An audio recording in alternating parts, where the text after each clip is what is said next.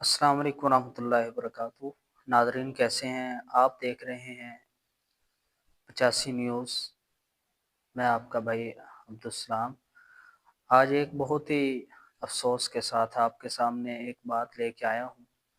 आपने 2-3 दिन कबल एक ख़बर गम सुनी, जो हमारे सिर्फ़ पाकिस्तान के नहीं बल्कि पूरी दुनिया के, बल्कि बाहर के मुल्कों के जो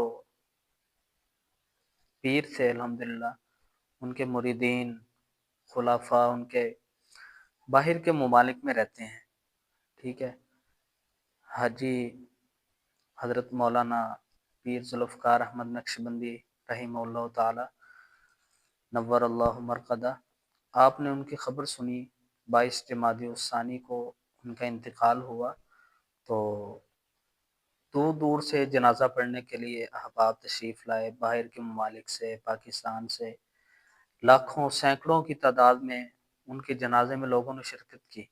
आज मैं एक पोस्ट देख रहा था जिसमें तरह तरह की बातें की जा रही हैं कि जी जनाजा लेट क्यों किया गया, ठीक है। इनका मकसद था कि अवाम बढ़ जाए, ठीक है।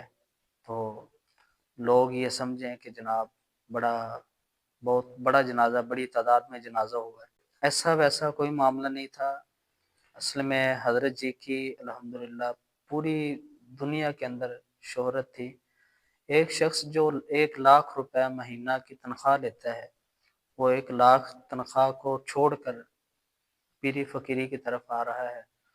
अल्लाह ताला हज़रत की कामिल बख्शिश फ़रमाए।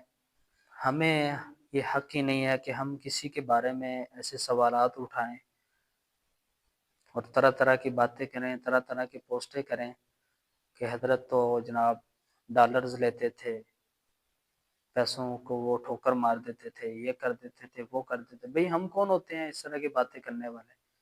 हमें तो अपना नहीं पता, हर बंदा अपने गिरेबान में झाँक के देखे कि हम कितने पानी के अंदर हैं, और इतनी बड़ी शख्सियत के बारे में बातें करना, अल्लाह ताला माफ़ फ़रमाए। तो ऐसी बातों से गुरेज़ किया करें, मनगढ़ंत बातों से दूर रहा करें।